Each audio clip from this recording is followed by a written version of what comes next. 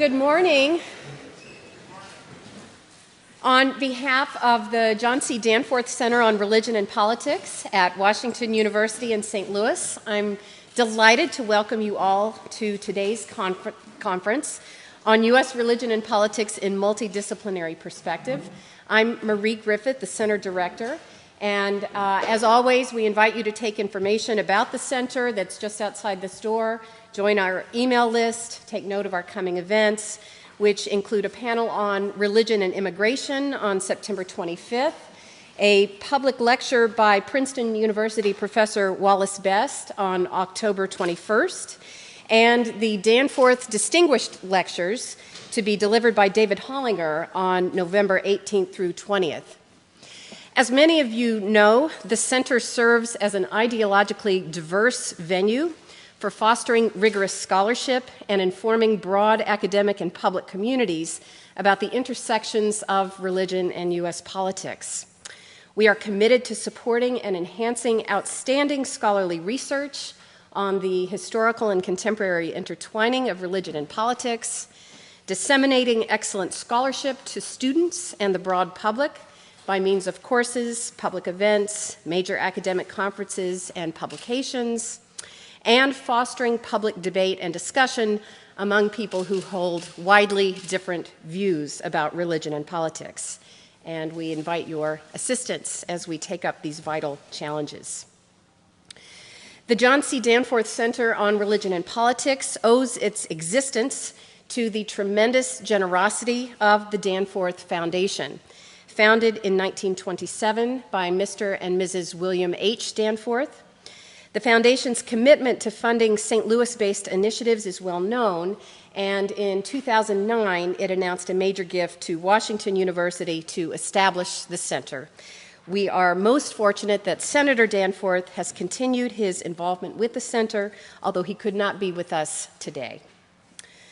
I want to thank a number of parties, including the School of Arts and Sciences, and in particular, Dean Barbara Shaw and former Dean Gary Will, for funding today's conference. I also want to thank a number of people who have worked very hard to make it work, including Jennifer Gibbs in Arts and Sciences, various people in Alumni and Development, including Kelly Sartorius and Deborah Stein, and our very own fine staff and student workers, including our Associate Director, Rachel Lindsay, Laura Del May, Lainey Schmidt, and especially Deborah Kennard. Deborah Kennard in the back, who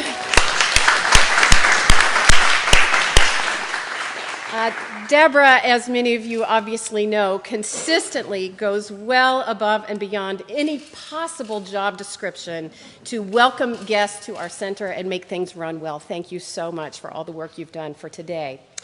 Above all, I want to thank our participants who have traveled many miles to be with us for this event, and we're so happy that you are all here, and we look forward to continued time with all of you.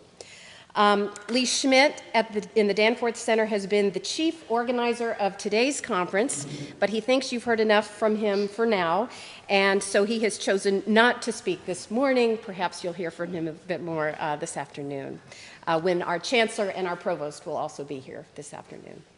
I'm delighted now to introduce the chair of our morning session, my colleague, Professor Darren Dochuk of the Danforth Center and the History Department at Washington University. Professor Dochuk earned his BA from Simon Fraser University and his MA from Queen's University in Canada before completing his PhD in 2005 at the University of Notre Dame and teaching for 7 years at Purdue University before joining us just a year ago here at Washington University. Darren is the author of the award-winning book From Bible Belt to Sun Belt, Plain Folk Religion, Grassroots Politics, and the Rise of Evangelical Conservatism, published by Norton. This book is still winning prizes. It has received the Society of American Historians Alan Nevitz Prize, the American Historical Association's John H. Dunning Book Prize for outstanding historical writing on any subject in U.S. history, and the Organization of American Historians Hawley Prize for the best book in post-Civil War U.S. political history. He has also published a number of important essays and has co-edited a collection called Sunbelt Rising, The Politics of Space, Place, and Region. In 2007-2008, he served as a research postdoctoral fellow at the Center for the Study of Religion at Princeton University, and he held a similar fellowship at the Clements Center for Southwest Studies last spring. Professor Dochuk is currently working on a book project tentatively titled Anointed with Oil, God and Black Gold in Modern America. He is a wonderful colleague and friend. Please join me in welcoming him now to chair our first session.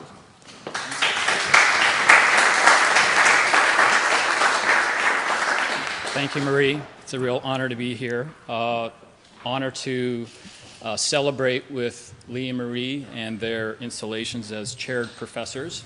This conference is in part paying tribute to their scholarship as well. So welcome to the first panel of the Danforth Center's Conference on U.S. Religion and Politics and Multidisciplinary Perspective. It's, again, real honor to be here to chair this first session, which will explore the nexus of religion and politics through the lens of anthropology, art history, English, and sociology. Our panelists today have gained the respect of their peers for outstanding scholarship and shining expertise in their particular fields. And as you will soon gather, they have much to offer the study of faith and politics in modern America. I might add that all four of these individuals have also carved out stellar reputations as innovators and collaborators who are able to converse and indeed have conversed with specialists in other fields and in other disciplines. We in the Academy often talk about the virtues of interdisciplinary scholarship and cross-pollination of ideas and methods as a way to enrich our research, stretch our thinking and prose, enliven our classrooms. Such cooperative labor is frequently held up as the hope for the Academy's future, as the way universities can reinvent themselves and strive for a new breadth of influence inside and beyond their institutional walls. And the Danforth Center is built on this premise. The challenge, of course, is for us to do more than merely talk about this necessary progression. I'm pleased to say that our panelists practice, not simply preach, true, rigorous, interdisciplinary scholarship, and they do so with profound effect. I'm also pleased and proud to say that in their pursuit of this ideal, each of our four panelists has looked to the Danforth Center's own Marie Griffith and Lee Schmidt for professional partnership of one sort or another. Our conference theme of U.S. religion and politics and multidisciplinary perspective was chosen for a number of reasons, pedagogical foremost among them.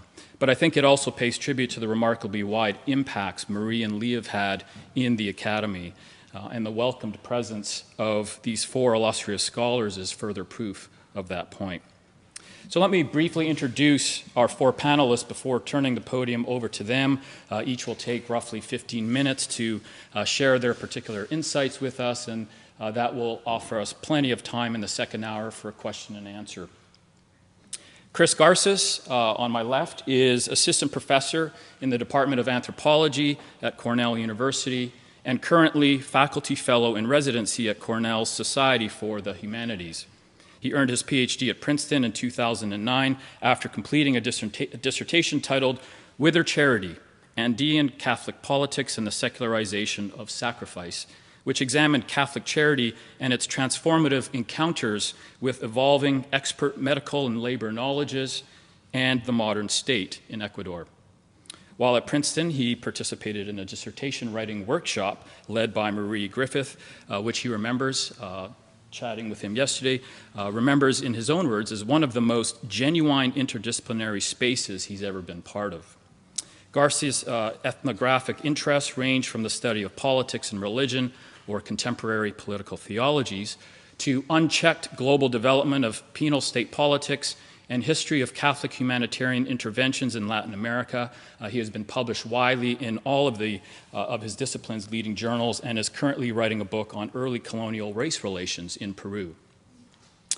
Paul Gutjahr is a professor and the chair of the English department at Indiana University in Bloomington, Indiana.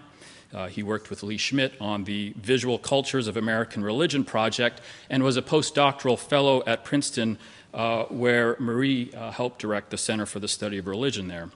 His academic interests are highly interdisciplinary, as he admits on his website, eclectic in nature, though much of his work has focused on the history of publishing and literacy in the United States. Besides editing a collection of essays on typography and textual interpretation and an anthology on 19th century popular literature, he has published several books, including An American Bible, A History of the Good Book in the United States, Charles Hodge, Guardian of American Orthodoxy, and most recently, the Book of Mormon, a biography. Sally Promey is Professor of American Studies and Professor of Religion and Visual Culture at Yale University, where she also directs the Initiative for the Study of Material and Visual Cultures of Religion. The recipient of numerous awards and fellowships, including a Guggenheim Fellowship, she has also helped direct several interdisciplinary collaborative projects. She and Lee Schmidt have worked together in various capacities on 3 major initiatives, including the Visual Culture of American Religions Project and the History of American Christian Practice Project. Most recently, they co-edited a volume titled American Religious Liberalism. This year, she is completing a book on the public display of religion in the United States. In addition, she is editor and contributing author of Sensational Religion, Sensory Cultures in Material Practice, which will appear this academic year with Yale University Press. Finally, Robert Wuthnow, one of the country's preeminent sociologists of religion, teaches in the Sociology department at Princeton University, where he also directs the Center for the Study of Religion. And as we heard last night, it was through the Center for the Study of Religion that he worked closely with both Lee and Marie. While demonstrating a range of research interests that span time and place in U.S. history and that connect various disciplinary emphases, he is most interested in examining social and cultural change at the community level. His writing in this regard has dealt extensively with American religion and politics and resulted in such groundbreaking, truly paradigm-shifting books as The Restructuring of American Religion, Society and Faith Since World War II, Loose Connections, Joining Together in America's Fragmented Communities, and most recently, Red State Religion, Faith and Politics in America's Heartland. It's a tremendous privilege to welcome these 4 accomplished scholars to the Danforth Center and Washington University in St. Louis. Let's welcome them together.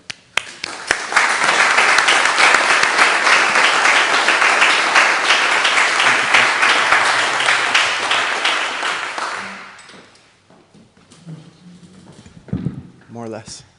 Okay. Ladies and gentlemen, esteemed colleagues at Washington University, members and new friends of the Danforth Center who generously brought these panels together, and most importantly, Doctors Griffith and Schmidt, whose professorial installations we honor today. I join our panelists to thank you for the opportunity to speak this morning and to provide brief commentary on new developments and prospects impacting the study of U.S. religion and politics, in my own case from the socio-cultural anthropologist point of view. I have to admit, when the Danforth Center invited me to this twinned celebration of Marie and Lee's work, I felt immediately unequal to the weight of the task. For anthropologists of Christianity, the books and articles of these 2 scholars have served as a beacon to historically engaged ethnography, concerned with relations of power and desire, and the webs of religious significance spun across the very substance of the political subject and the complexity of her world. Their works have inspired new trajectories of thought and criticism in my field. With enviable analytic depth and clarity, Doctors Griffith and Schmidt have explored U.S. historical phenomena, both central and peripheral to the present, but always showing how the easily forgotten Christian practices of yore have managed to become our religious and even secular common sense. This methodological stance toward the past, providing religious, perhaps counter-finalities to modern just-so stories about the contemporary world, has generated plenty of admirers and allies amongst anthropologists. To pay homage to Drs. Griffith and Schmidt is therefore largely to celebrate some of the best of what anthropology can hope to produce by creating an intellectual bridge between religious and secular worlds and translating the most pressing geopolitical issues of our time in ways that don't flatten or discredit religious experience. As an anthropologist, I dedicate my research primarily to the ethnographic study of Christianity and imprisonment in Latin America, and secondarily to studying the movement of the squares, more recent interest, globally oriented phenomenon that burst haphazardly onto the international scene in 2011 with counter-political manifestations and diverse religious and secular contexts. While I haven't considered these two areas of my research together, the invitation to speak today provided just this kind of challenge. Thinking about my brief remarks, it occurred to me that we might not only consider the U.S. Occupy movement, for example, insofar as it relates to its current analogs in Europe, the Near East, or North Africa, but also in relation to the recent histories of American countries in cross-hemispheric context, where state imprisonment and the occupation of plazas to protest los desaparecidos, or the disappeared, have gone hand in hand since the dictatorships of the 1970s and beyond.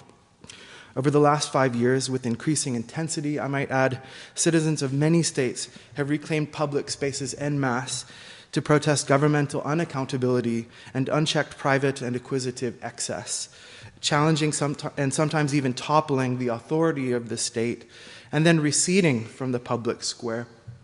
Plenty can be said about these unusually intense and spontaneous social and multicultural mobilizations, but I seek here to make two interconnected claims that directly challenge our conceptions of them as either impulsive or exceptional.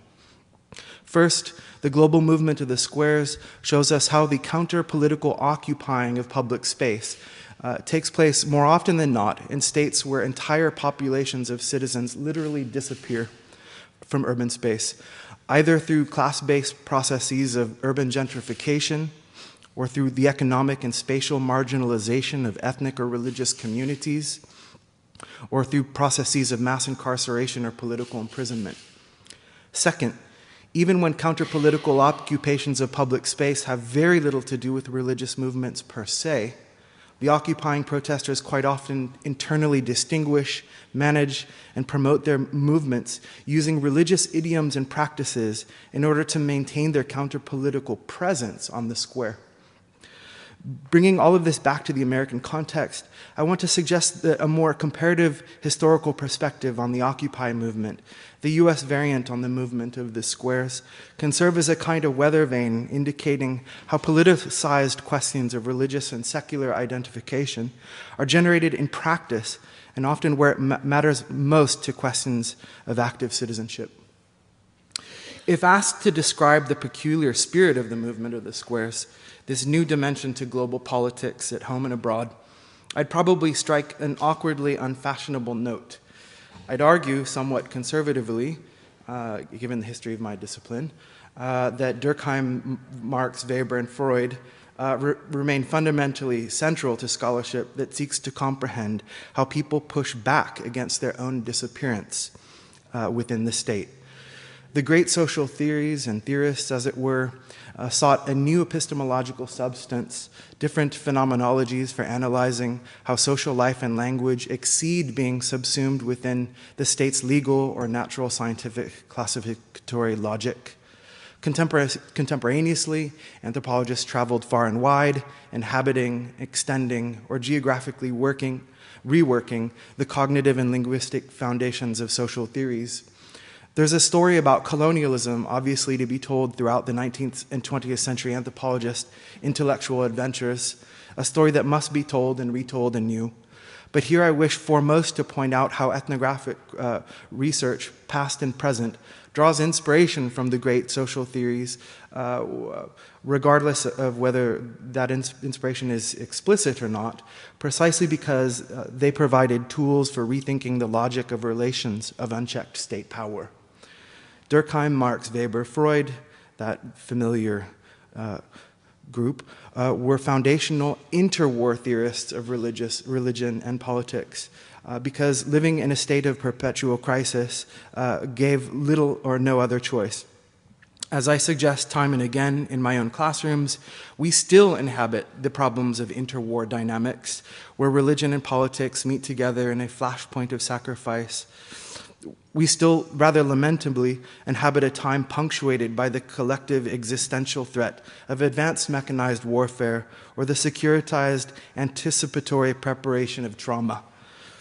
Just as theorists of the modern wrote and thought against their own age, including the external and internal forces that would dissolve the subject, we find ourselves in a similar kind of dilemma, theorizing affective bonds and psychoanalytic disavowals of the other's existence or words, the totalization of state discourse, the machine age's techno-scientific augmentation and or automation of human experience, and the diagnosis of the onset of catastrophe, whether psychological, social, mercantile, ecological, or politico-juridical. In our much heralded, sometimes ballyhooed, post-humanist age, when the bonds of the social seem ever more relaxed, sometimes irrelevant or even severed, the most persuasive understandings of the movement of the squares often continue to embrace what can only be called the social modes of politicized religious critique. Take Slavoj Žižek. When the great Slovenian visited the occupied Zuccardi Park, he notably claimed that protesters were linked together by the Holy Spirit. What is the Holy Spirit, he asked. It's an egalitarian community of believers who are linked by love for each other and who only have their own freedom and responsibility to do it. In this sense, the Holy Spirit is here now, and down there on Wall Street, there are pagans worshiping blasphemous idols. That congregationalism, the sharing of the Holy Spirit, forms a moral as well as a political community may serve, unfortunately at times, as justification enough for banishing non-co-religionists. The point of Žižek's argument, however, corresponds to Weber's understanding of what he called American church-mindedness and its social foundation of, quote, permanent and credit relations. Žižek's psychoanalytic emphasis, of course, was to foment an enduring desire to continue the occupation of public space, in which he used every intellectual resource at hand, including the Holy Spirit. Why not? But claimed that the important problem of occupation would be what happens after the spectacle of the public takeover of space. What happens after the fulfillment of one's desire? The philosopher argued that instead of recalling happily the days of occupation, and in his words, sharing beers and positively remembering about their success, Zuccardi Park's occupiers should together form a community of love and perpetual care for one another in occupation. Similarly, Judith Butler writes of the 2011 occupation of Tahrir Square in her article Bodies in Alliance. By focusing on the counter-political inhabiting of the public square, the American philosopher lends particular attention to the collective and embodied dynamic of political renaissance. Durkheim, in my opinion, lurks everywhere behind her argument, though Butler is most explicitly indebted to Hannah Arendt's political philosophy. The great example Butler draws on is the extent to which men and women, religious and secular, young and old, all huddled together in Tahrir when confronted by plainclothes police and camel-riding thugs who terrorized the police peaceful assembly with trudgeons. As their bodies were subjected to physical assault, they swayed as one from one side to the other, and I'm probably going to get this wrong, chanting Simniya, which means, quote, to be safe and sound, unharmed, unimpaired, intact, safe and secure, but also to be unobjectionable, blameless, faultless, yet also to be certain, established, clearly proven. The term comes from the noun silm, which means peace, but also interchangeably and significantly, the religion of Islam. With their bodies moving, quote, in alliance, Butler assesses the Egyptian movement of the square as an effort to overthrow militarized police aggression against the protesters and their renaissance of the political. In this and other contexts, the Occupy movement is at its very heart relied on a metaphysics of collective presence in which people thought and acted together in order to be one as bodies in alliance. Back in New York City, journalist Nathan Schneider was present in the Occupy movement from its organizing phase to its earliest implementation, and his commentary is worth recounting in full. Quote, "In the rupture of the ordinary that characterized those early days," he writes, "everything felt, in some sense, religious, charged with a secret extremity and transcendence. Secret, because the rest of the world hadn't yet become aware of what was happening down at Liberty Square, the renamed Zuccotti Park. Whenever I came back to Liberty after some time away, there was a feeling of entering sacred ground. Yet the moment I arrived, I was suddenly in a whirl of conversations about worldly things, squabbles, crisis, food mishaps, small victories, marches, and so on. All those things were sacred too." End quote. As Schneider later notes, it was a place especially conducive to those of us with obsessive tendencies, who like to be consumed in a given interest or project to the exclusion of all else. The presence of the psychoanalytic object of desire and the world of self-identification seem to be reworked through the mundane transference and counter-transference of occupying the park. Or as Schneider, ever the acute interpreter, would put it, the God of ordinary life was dead, resurrected in the business of self-reliance. In my own ethnographic work on the Occupy movement, which was rather brief, I was teaching at the time, I similarly grew obsessed with the silent yet omnipresent corporeal labor of desire that was invested in the protesters' General Assemblies. Only my interest lay more in fascination with the General Assembly's so-called consensus-building process. If consensus was the requirement for taking direct actions, such as seizing a public plaza, this consensus was built out of a strange deliberative procedure almost unique in the annals of American mass political assemblies. The protesters made use of a system of hand signals to convey pleasure, displeasure, and a host of other sentiments that could be used to express the individual and group feelings about General Assembly deliberations. You might have seen these satirized in The Daily Show, but people moved their fingers like this or like this if they were pleased or displeased with the direction of deliberations. The protesters made use of these hand signals, about which I've written elsewhere, gave everyone the odd sensation of being a direct participant in group conversations, even when they were merely listening instead of talking.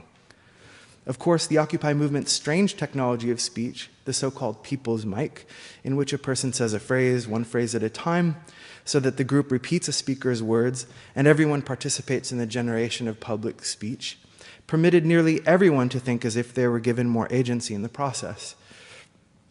The technology of speech, along with its embodiment, was not merely an expression of the conscience collective. Rather, it formed the basis of a newfound political charisma, not based, as Weber might have put it, on the influence of the charismatic individual, but of the charisma produced by the crowd, who quietly speaks through the individual using hand signals to reaffirm what matters most in a speaker's words or sentiment. As I mentioned at the outset of my brief remarks, the very techniques of occupation embodied a variety of logics, classic to the foundational theorists of social theory, that we may easily consider religious in their directions. Quite often, however, the occupation of public space was decidedly secularist, or at least non-denominational, or perhaps multi-denominational in character. But many of the same phenomena are at work throughout the development of protest tactics that reverse the disappearance of publics unwanted or barely enfranchised. I want to conclude these remarks, therefore, with just a few words on the site of occupation as a space of disappearance and reappearance, or the public square as the terrain in which public presence and absence is actively contested. We know that most of the uprisings of the last 2 to 5 years have been middle-class phenomena. Iran in 2009, Spain, Greece, Tunisia, Egypt, and the United States in 2011, to name merely a handful of the most spectacular media-driven events. Time and again, occupiers took to the plaza in order to protest declining standards of living or the threat of police force or repression. The Tunisian fruit vendor Mohamed Bouazizi, self-immolation came to represent what for many was unexpressible in the public sphere, the increasingly felt incapacity of the educated and middle classes to pursue a decent career, and the specter of police persecution when participating in marginal economic activities. One could make an additional point here that nearly all the countries that experience major occupations of public space have ranked highly on the list of states that incarcerate the highest proportion of its own citizens, the 0 point of police repression. The political policing and disappearance of broad sectors of these republics have a number of unintended consequences, not least of which is the spontaneous assembly of those threatened with exclusion from viable employment and a robust public sphere. More often than not, what should be of particular note to scholars of religion, however, is the reworking of occupation as a project with religious practices, connotations, and deep historical echoes, a metaphysics of presence to compensate for the politics of absence at the core of the major protest events of the last half-decade. Thank you.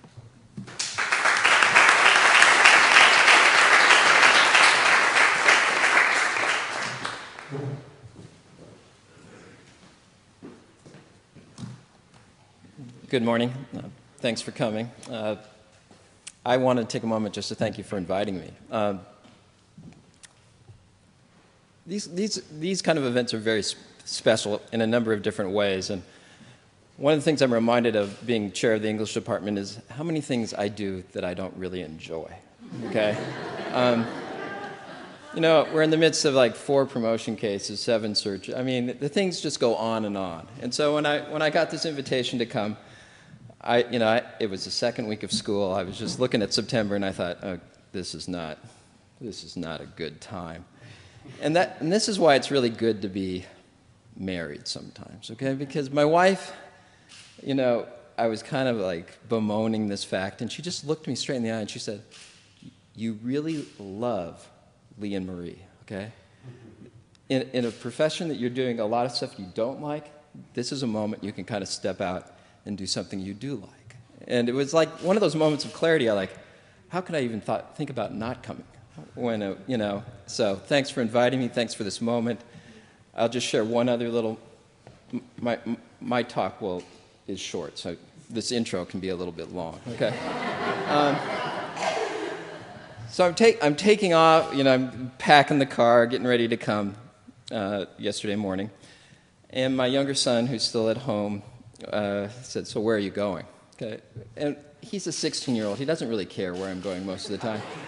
And we're not really always like, if I get 2 or 3 words out of him a day, I'm feeling like, hey, I'm feeling good about this. Okay, so he goes, well, I'm going down to St. Louis to do this talk for Lee and Marie. And my son says, Lee, I wish I could come. Okay, and this was a moment I'm like, what?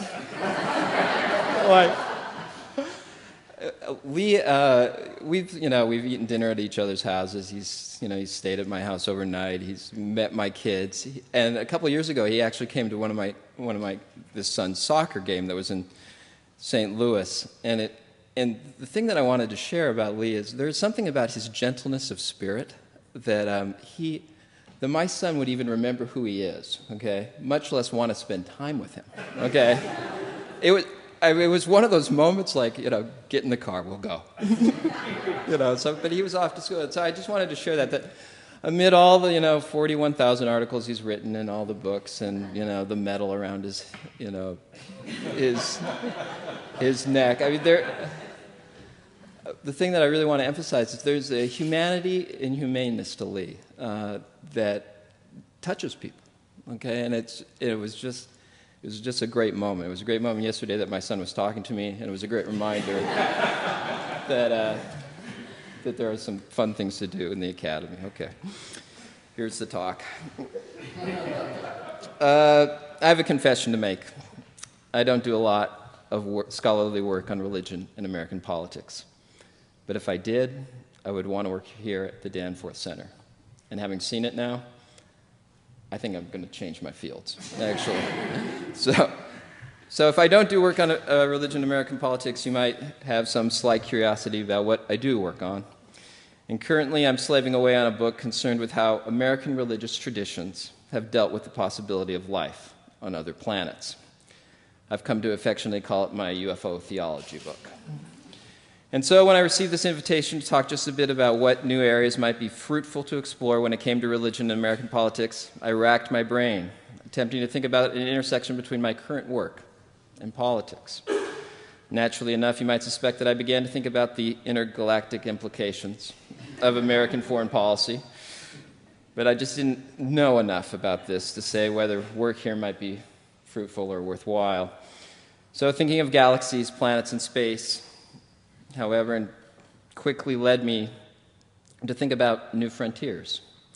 And as Captain James T. Kirk was so fond of telling us, space is that final frontier. So I ended up following another interest of mine, publishing and the early American frontier. Although my interests have gone interplanetary as of late, I've built my career around the study of the religious press in the United States. I am interested in the ways and means of how the printed word influences people. Mostly, this has led me to consider the immense power of sacred texts, like the Bible, the Book of Mormon, and writings such as L. Ron Hubbard's Dianetics. But I have also been interested for a long time in the newspaper press and its intersections with American religion. And thus, we come to my topic for today, the religious press as political influence on the early American frontier. And I can safely say two things about this particular topic. One, precious little work has been done on it. And two, for those of you looking for a dissertation topic, this might be it. Okay? Let me begin with a story. And it's a story with some rather direct connections to St. Louis, Missouri. In 1827, a young man by the name of Elijah Parrish Lovejoy traveled west from his home state of Maine, where he had recently graduated from Colby College, and he arrived in St. Louis. In St. Louis, he worked as the editor of an anti-Jacksonian newspaper named the St. Louis Observer. He also ran a local school. Lovejoy then had a sort of religious conversion. Inspired by the revivalist movement in the area led by the abolitionist David Nelson, he decided he wished to pursue ministerial training so that he too might be able to preach. And he determined that he wished to attend seminary. And being a good Presbyterian, he decided to return east to attend Princeton Theological Seminary, where, after 3 years, he was ordained as a Presbyterian preacher. But he was not done with St. Louis, and decided to return to resume his work with the Observer. His editorials became increasingly impassioned as he took aim on the issue of slavery, arguing a strong abolitionist stance. His religious convictions had led him into the area of politics, and he was not afraid to use his voice in the paper for political ends. His editorials became so aggressive that pro-slavery elements destroyed his printing press not once, not twice, but 3 times. And finally, Lovejoy decided to move across the river to the town of Alton, located in the free state of Illinois. The next year, he founded the Alton Observer. Slightly different name, but a paper he still used to trumpet his religious convictions that slavery was wrong. Tragedy ensued. Just months after the paper's founding, a pro-slavery mob attacked the warehouse where Lovejoy had established his 4th printing press. He and his supporters exchanged gunfire with the mob, and Lovejoy was fatally wounded. He actually died right next to his printing press. And he soon became a national martyr for the abolitionist cause. And capitalizing on and inspired by Lovejoy's death, his brother Owen entered politics and became a leader of the Illinois abolitionists. Hence, one can see a moment when religion, politics, and the frontier press all intertwined. Now, Nathan Hatch has convincingly argued that the years leading up to the Civil War, Americans expected many of their social and economic needs to be met by their church communities, not by their government.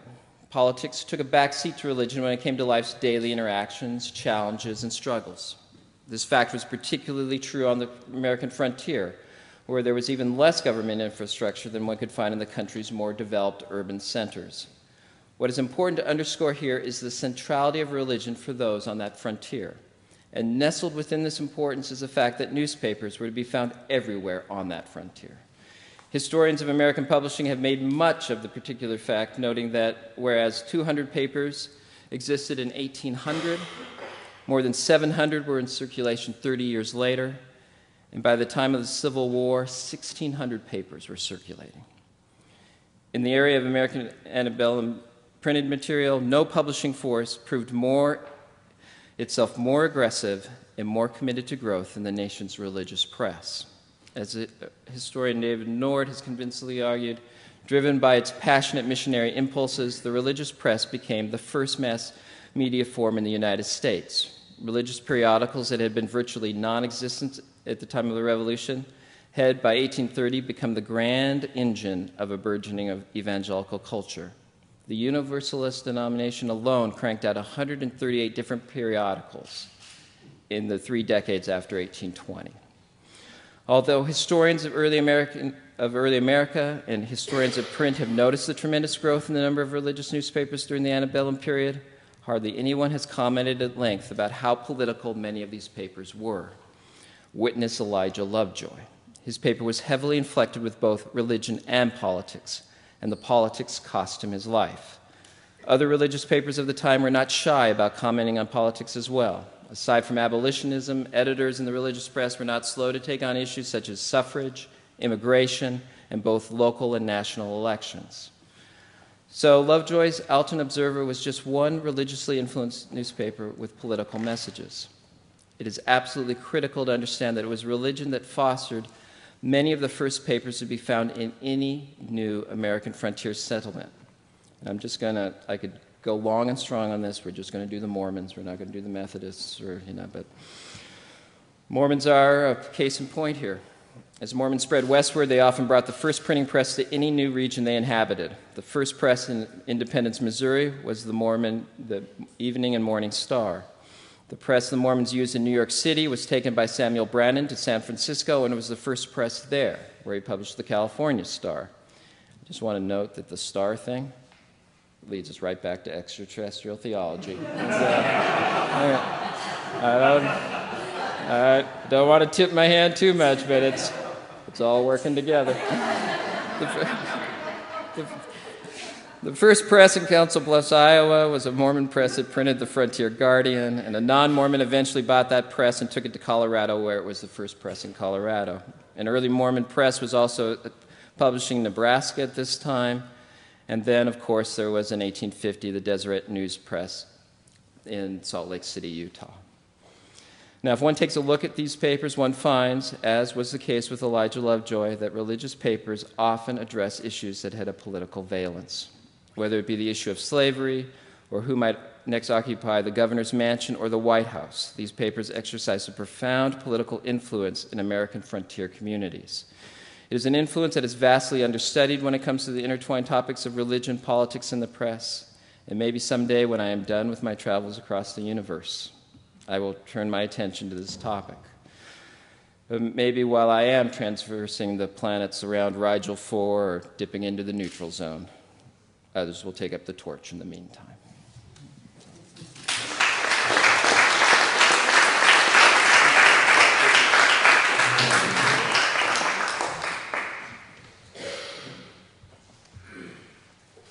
My talk is not short, but I do want to say that I'm delighted by and deeply grateful for the opportunity to be here today in conversation with this great company.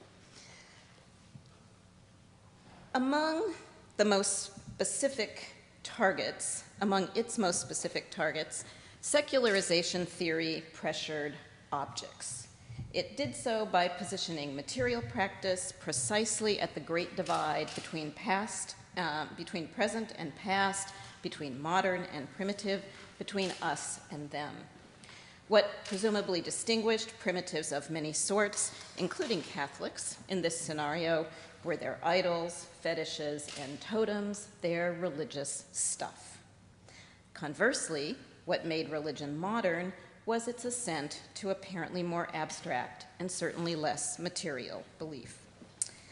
One outcome of dismantling the secularization thesis has been art history's still very halting willingness to consider and reconsider the subject of religion in relation to artistic modernity in the West.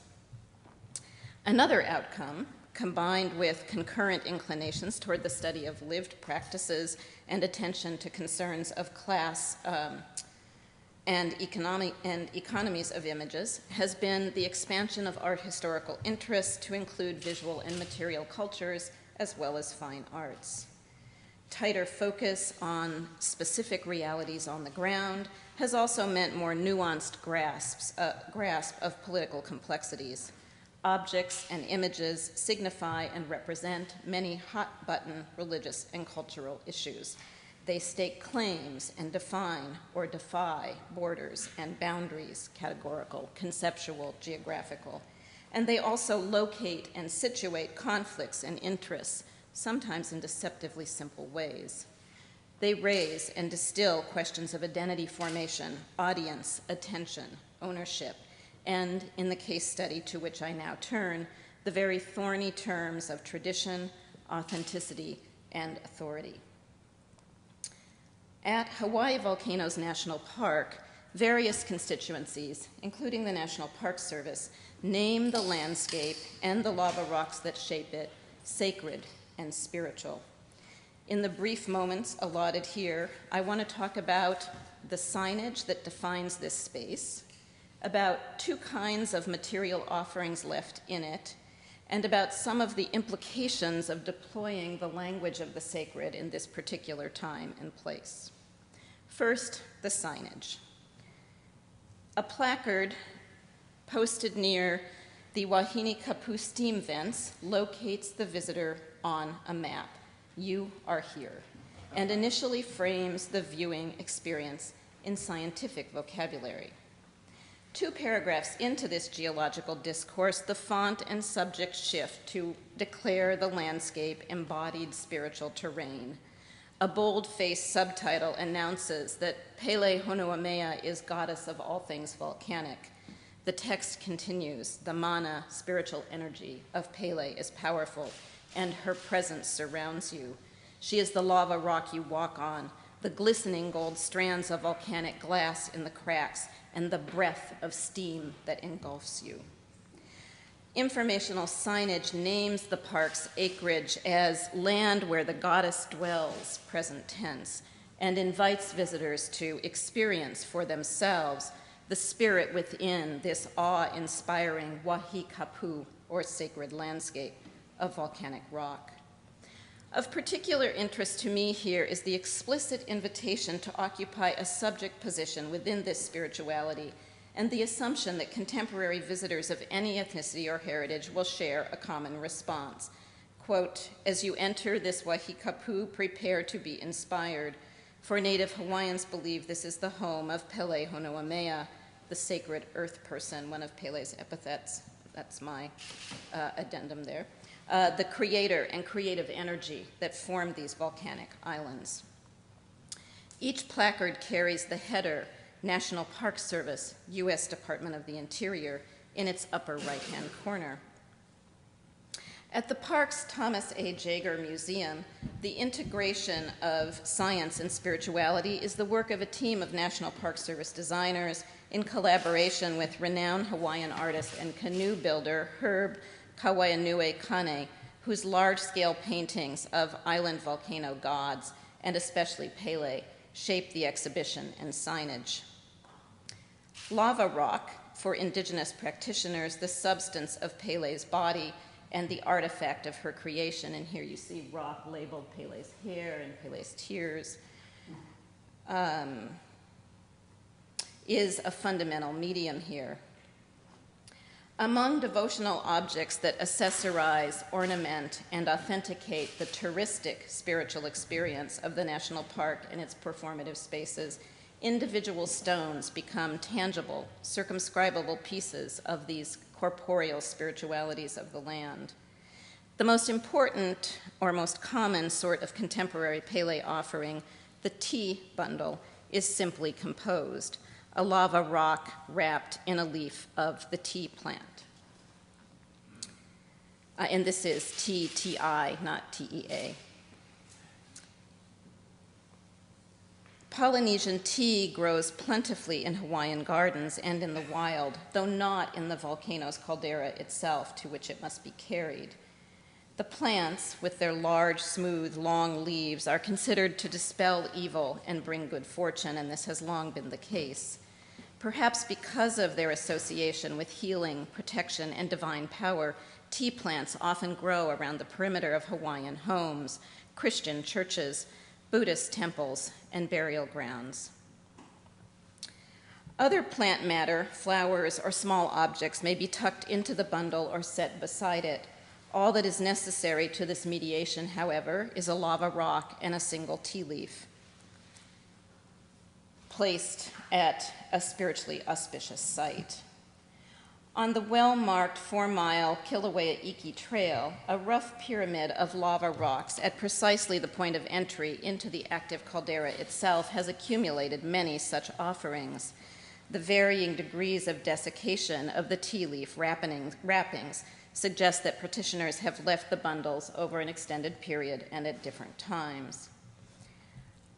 Of interest to me here is the fact that park rangers claim authority to separate authentic from inauthentic, and I put those words in scare quotes, Pele offerings, and to dispose of those they deem inauthentic. Offerings that require removal, I'm told, are made with soda or alcohol cans and bottles rather than or in addition to the natural material of lava rock.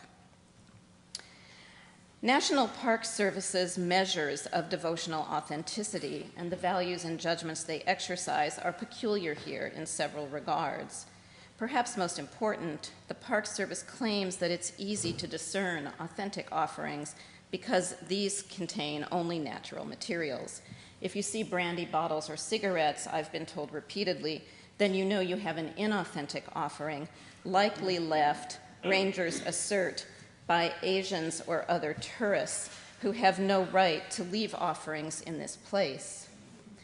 This argument seems to me to be faulty in at least two ways.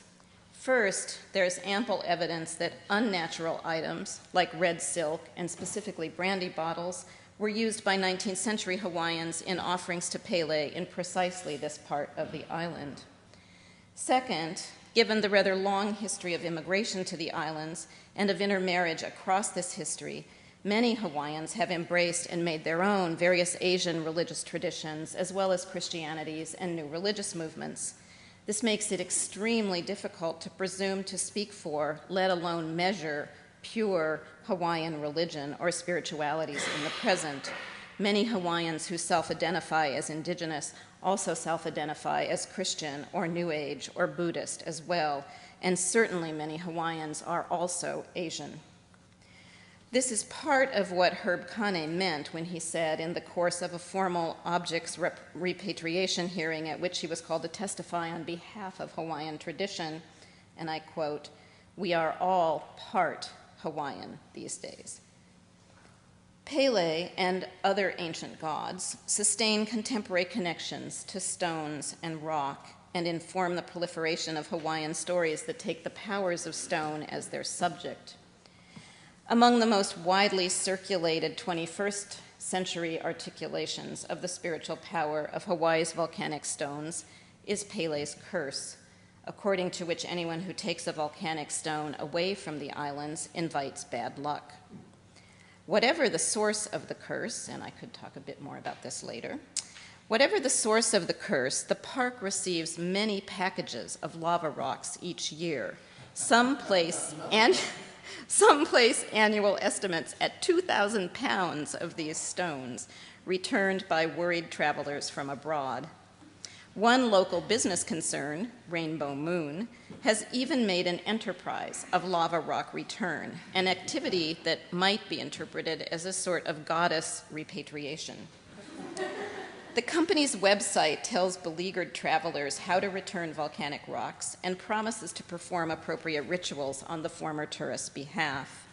Specifically, for a small voluntary fee, the company employees will make each rock an offering to Pele.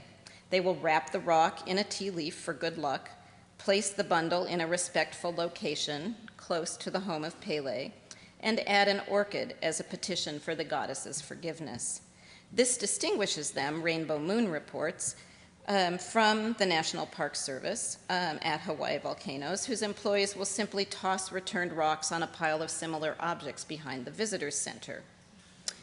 Importantly, this turns out not to be the case exactly. When I went looking for the pile of volcanic stones, what I found a very short distance behind the visitor center and a related National Park Service maintenance facility was actually an elaborate altar-like structure with some evidence of current ritual practice, or at least very careful placement of received offerings. Testimonies sent by those returning stones suggest that it is the continental United States, mostly Christian tourists, who extend and sustain this particular variation on Hawaiian economies of activated objects. And there are hundreds and hundreds of such testimonies collected both by the Park Service and by Rainbow Moon over the years. And this has been going on since the 1940s, not on the part of Rainbow Moon, but on the part of the Park Service. I return now to the identification of the landscape as a sacred thing, a sacred bounded object, as well as representation and substance of the goddess Pele herself. Situated against the backdrop of immensely complex histories of American imperialisms, political, religious, cultural, and commercial, National Park Service parsing of the spiritual calls into conversation questions about whose gods, whose spirits, whose bodies, whose interests are in this land. In ceding ground to Pele, the Park Service acknowledges Hawaiian spiritual ownership of the land. It also appeases possible complaints and wards off litigation in a period of amplified Native claims and Hawaiian nationalist activism, especially since the so-called Hawaiian Renaissance of the 1970s and 1980s. But this signage, marked to signal that it's the property of the United States Department of the Interior, also claims custodial authority of the land and its native Hawaiian spiritualities for the United States. Spiritual ownership by one party coexists with property ownership by another. The signage navigates this unstable divide, holding disparate definitions together, asserting compatibility. The signs and their irreconcilable assemblies of scientific and spiritual information teeter on the edge of a barely suppressed history of conflict. The National Park Service and the U.S. government it represents here apparently claims Pele's body as its own. But this is not the only thing it does, and this is not the conclusive end of the story. On the part of Native Hawaiians, designation of something as sacred is both an internal assessment of value and character and a wise legal and political strategy for establishing rights and authority, subsequent especially to the Native American Graves Protection and Repatriation Act, or NAGPRA, of 1990, which grants legal status and authority to the term sacred. In this new context, then, usage of the terminology of sacrality raises the possibility of competing national claims, not just one nation under God, but another nation, an ancient nation, at least at Kilauea, a nation under goddess. Thank you.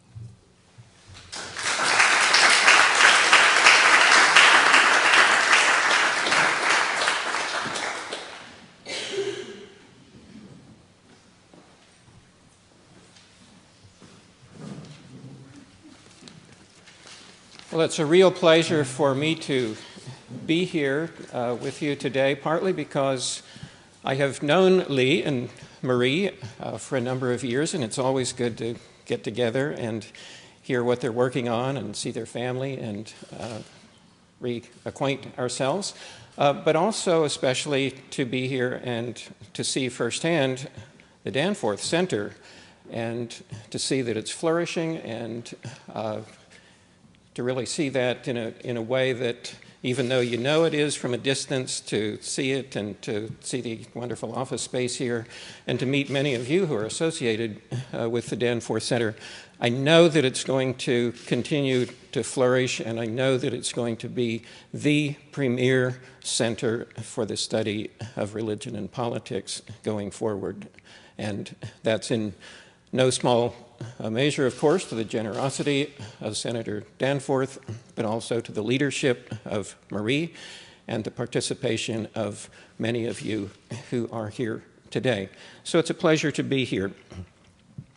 Now, I've worked on religion and politics in various ways over the years, but most recently, at least in terms of something that's published, the book that Darren mentioned a few moments ago, Red State Religion.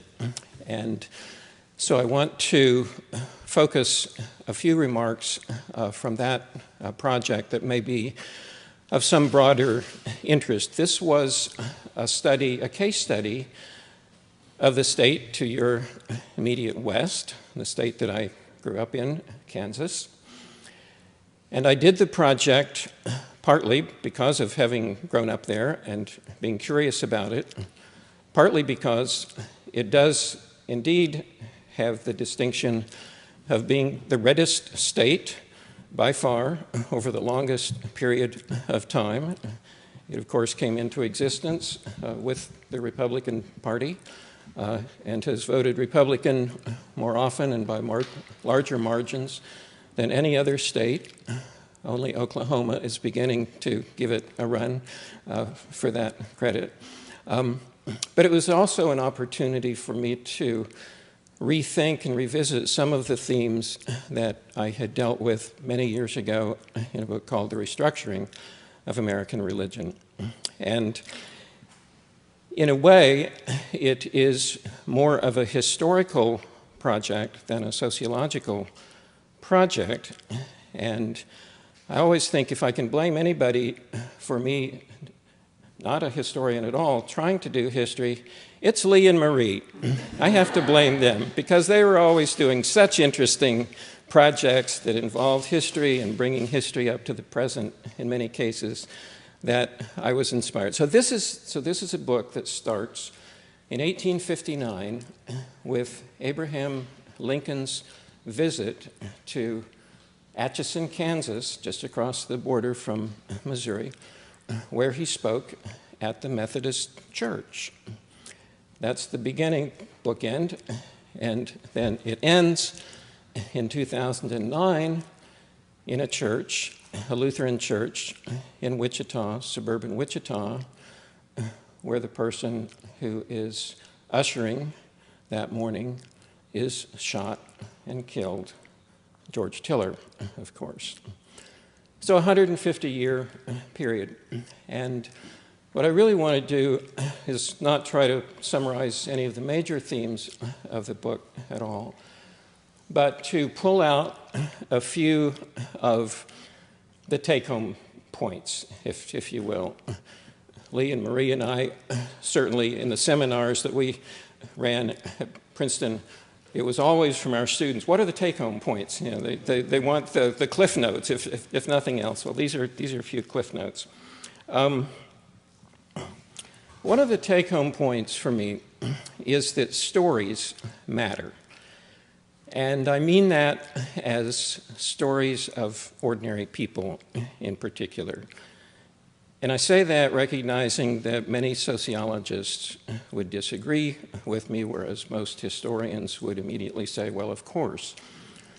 But I do want to emphasize the ordinary people. One of the first stories that I came across, and in fact motivated me to continue working, was a story of a murder that took place in a hotel in Topeka in 1912. A couple fought, and the result of the fight was that the wife was killed in a very gruesome way.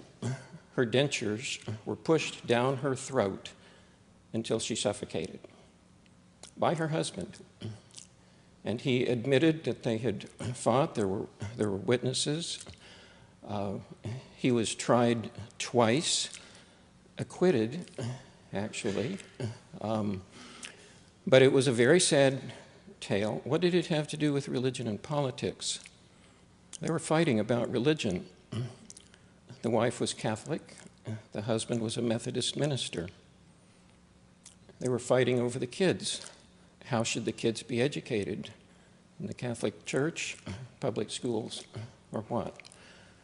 Well, it was a rare, certainly unusual case, but it also was emblematic of the tensions between Catholics and Protestants, and indeed in Kansas Methodists, over the years.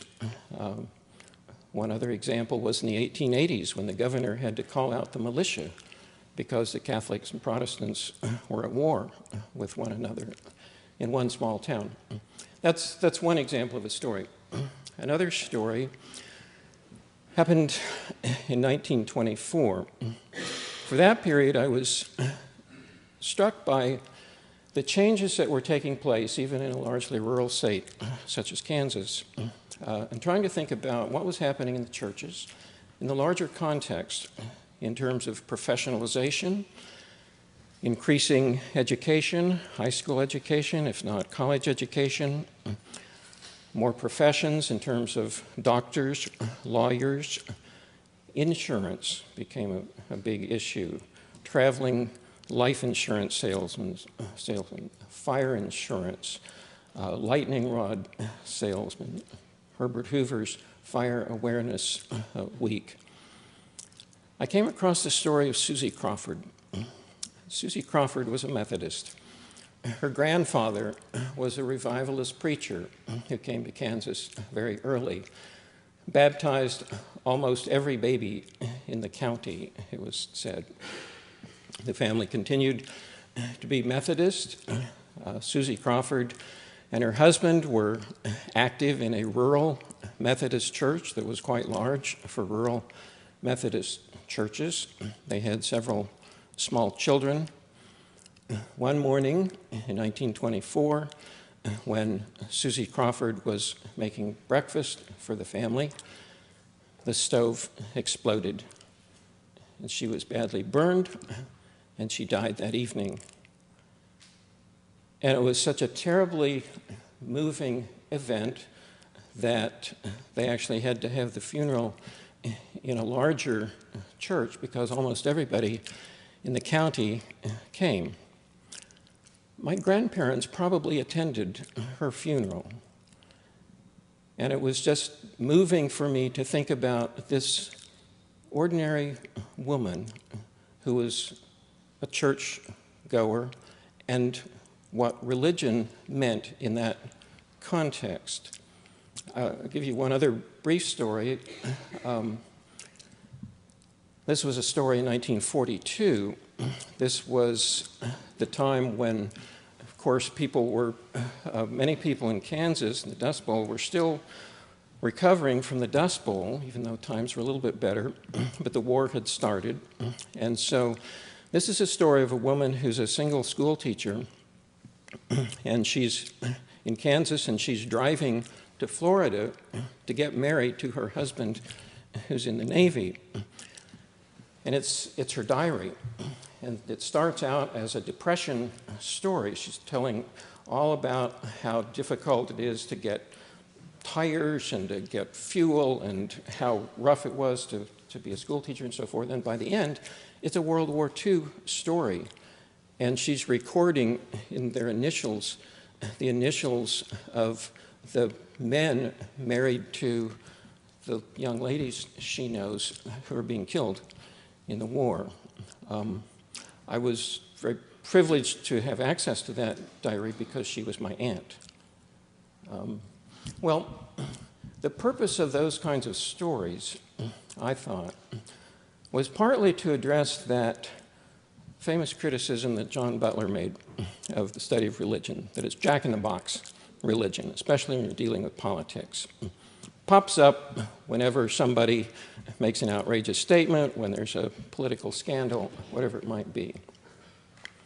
So the undercurrent of a lot of these stories, and then more recent ones that we did through personal interviews, was that no, religion is a part of the fabric of everyday life. It's not jack-in-the-box.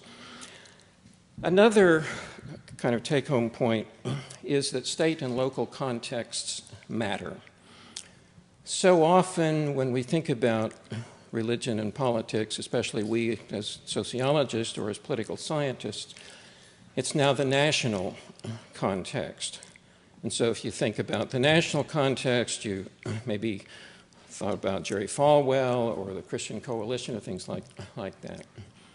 But so much of religion and politics really is at the local and state level. That's especially true at the local level for churches, but at the state level, it's very true for politics. So what happens in a state like Kansas that's basically a one-party state? Well, you begin to see, not surprisingly, I guess, that everything happens in the primaries.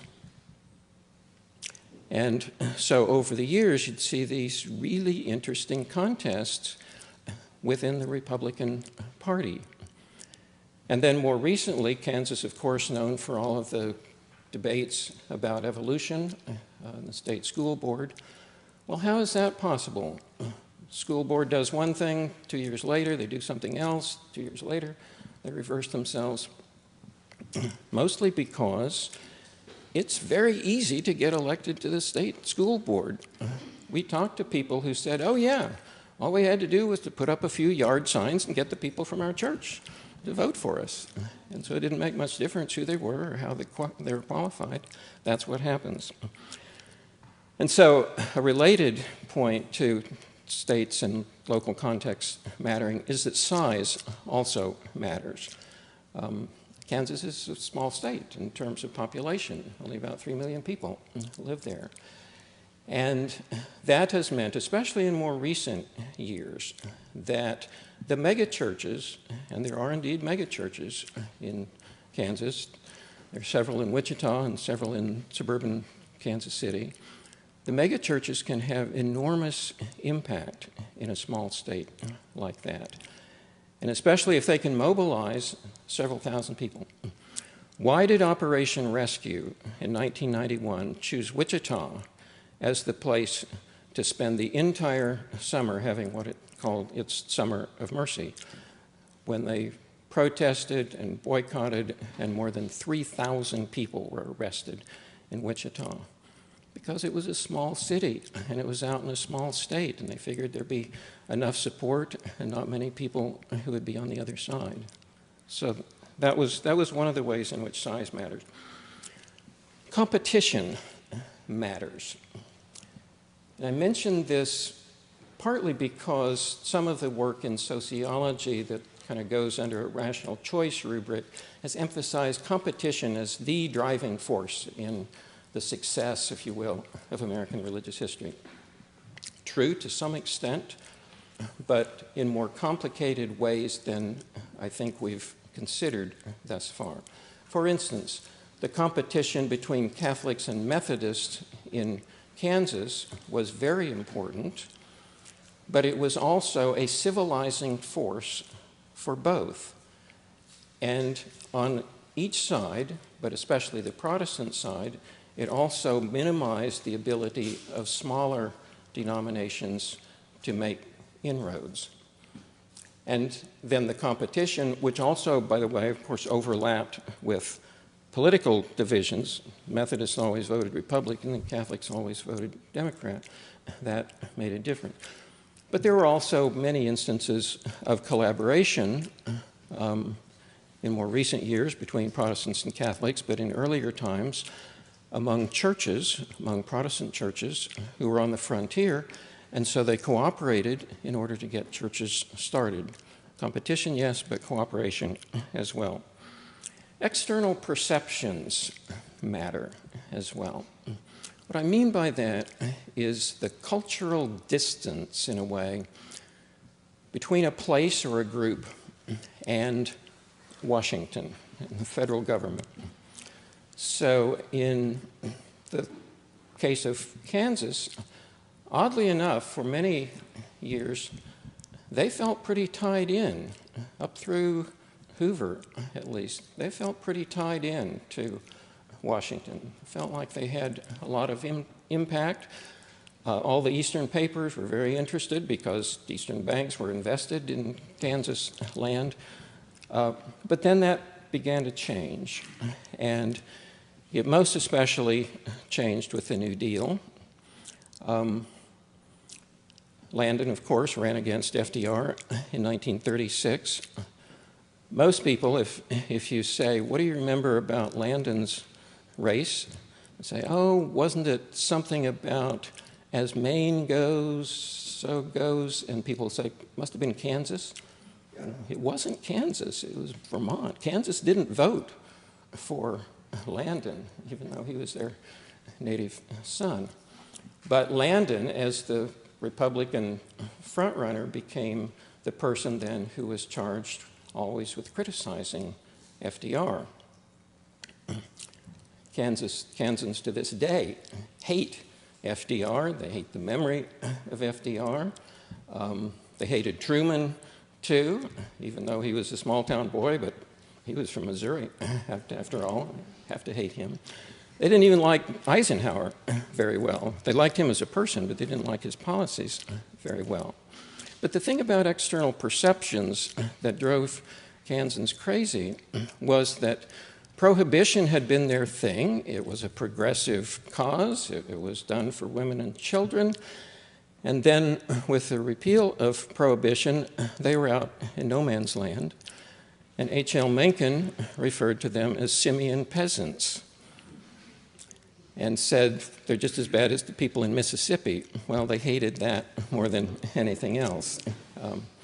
And one of the very, if there's a kind of tipping point where you can imagine where some of that perception of distance might have changed, it was in 1940 when FDR was gearing up, of course, for war. And the rumors, I think the credible rumors were that FDR, in order to garner bipartisan support, was going to name Landon as Secretary of War. He did wind up naming Frank Knox as Secretary of Navy. Knox was Landon's vice presidential candidate. But Landon, as the opposition spokesperson, was speaking out against the war and happened to make a very pointed speech against the war while he was on the train going to Washington with the assumption that he was going to be Secretary of Navy. When he got to Chicago, a telegram reached him that said, forget it. Well, of course, once the war actually got started, everybody, marched in step and fell in line. But there was deep, deep hatred. You look at the letters, deep hatred of FDR. So external perceptions. What else matters? Race matters. Race matters. Even in a state like Kansas that is overwhelmingly white, and until recently white Anglo at that. Now, in some ways, you'd say, sure, Kansas was a free state, and the whole history of bleeding Kansas and everything. Race mattered in those ways, but it also mattered in smaller ways, and here's a story to illustrate that. Many of you probably heard about Charles Sheldon.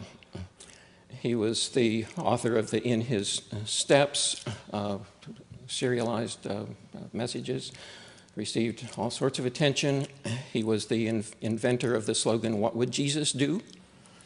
He was a Congregationalist minister in Topeka. He's a very unusual person. He and his congregation were out in front of the post office during World War I, protesting the war. He was, at the same time, a prohibitionist, a very interesting person. One of the things that his congregation did in Topeka was help sponsor a kindergarten program for some of the exodusters who lived in what was called Tennessee Town in Topeka. And one of the kindergartners caught Charles Sheldon's attention as being particularly promising, interesting, whatever. And so Sheldon took that kindergartner, in a sense, under his wing, made sure that he did well in school, had a chance to go to college, even went to law school. That man was so pleased, so indebted in a way to Sheldon, that he named his son Charles Monroe Sheldon Scott. The father's name was Elisha Scott, the son's name was Charles Scott. Elisha Scott, Charles Scott, the lead attorneys in Brown v. Board of Education. And most of the plaintiffs in Brown were from that one African-American church in Topeka. So in small ways, even in a state like Kansas, race was very important to politics. Just a couple of other things, and I'll wrap up. Symbolic boundaries. This is a more technical concept, of course. It's one that sociologists have gravitated to in recent years. The idea really is, when you're thinking about religion and politics, do those boundaries, whether they're boundaries defined by religious tradition or denomination or conservative and liberal, do those boundaries then get defined, clarified? Do they become salient? Under what conditions? And then when do they start mapping onto political boundaries? In other ways, you can also bring in ethnicity, race, and so forth. And so the interesting question for a lot of sociologists is, all right, so you think about ethnic groups, racial groups. When do those become salient political or cultural identities? And in the same way as we think about religion, I've always been intrigued by the notion of restructuring. And how does that happen? Well, culturally, through the media, but also through institutions. How did it happen in Kansas? This was something that Thomas Frank dealt with in his book about Kansas. How did it happen that Kansas, even as a predominantly Republican state, became so conservatively Republican in the last 15 to 20 years? Well, religiously, one of the things that happened is that the symbolic boundaries changed. Remember, it was always Catholics versus Protestants, especially Methodists. Protestants were the Republicans, Catholics were the Democrats. Where were the Baptists? They were here in Missouri, they were in Arkansas, they were in Oklahoma, they were in Texas. They weren't in Kansas, at least not Southern Baptists. But then starting in World War II, with the aircraft industry in Wichita, there were good jobs. And lots of Baptists started moving in to Kansas. And they were urban, they were different in terms of having migrated, and they were conservative. So that's one of the shifts. And then the second shift basically goes back to Roe v. Wade, and then even more recently, Webster versus Missouri. And at that point, the Catholics that had always voted Democrat said, we're going to vote Republican. So suddenly there was a coalition between conservative Protestants and conservative Catholics. That's, in a very simple way, how symbolic boundaries change. Finally, numbers. Numbers matter. By this I mean numbers from surveys, polls, exit polls, voting, so on and so forth. Numbers that are often neglected by historians, perhaps for good reason. But numbers really do help us to tell the story, especially as we come more recent.